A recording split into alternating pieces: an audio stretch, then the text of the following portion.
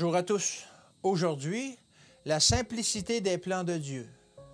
Mais à tous ceux qui l'ont reçu, à ceux qui croient en son nom, elle a donné le pouvoir de devenir enfants de Dieu.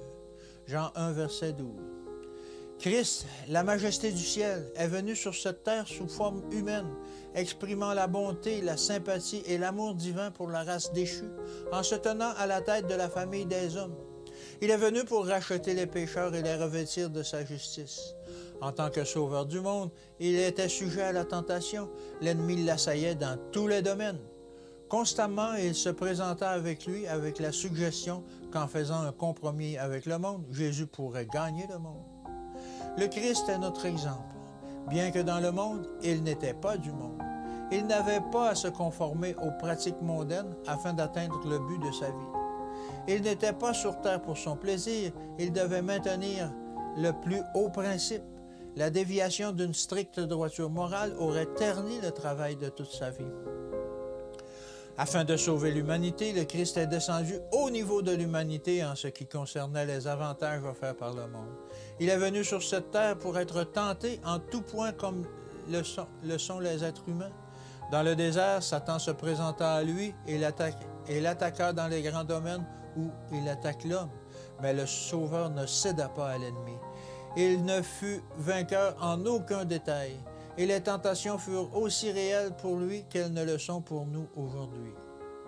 Les pharisiens s'efforçaient constamment d'entraîner le Christ loin des principes du gouvernement de Dieu.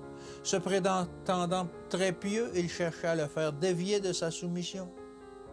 Satan avait persuadé de nombreux hommes de s'écarter des principes de la droiture en leur suggérant que la fin justifie les moyens.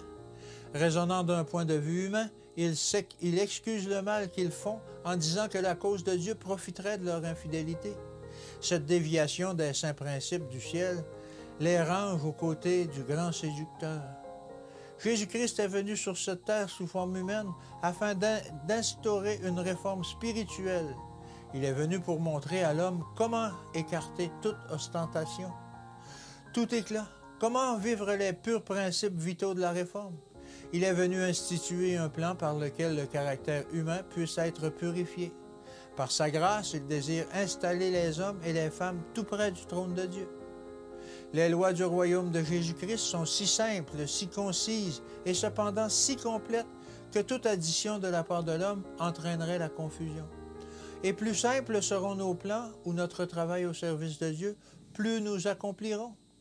En étudiant la façon d'adopter les plans d'une ligne de conduite mondaine dans le travail pour Dieu, les hommes dérangent le plan d'humilité, de simplicité que Dieu désire voir suivi pour l'avancement de son royaume.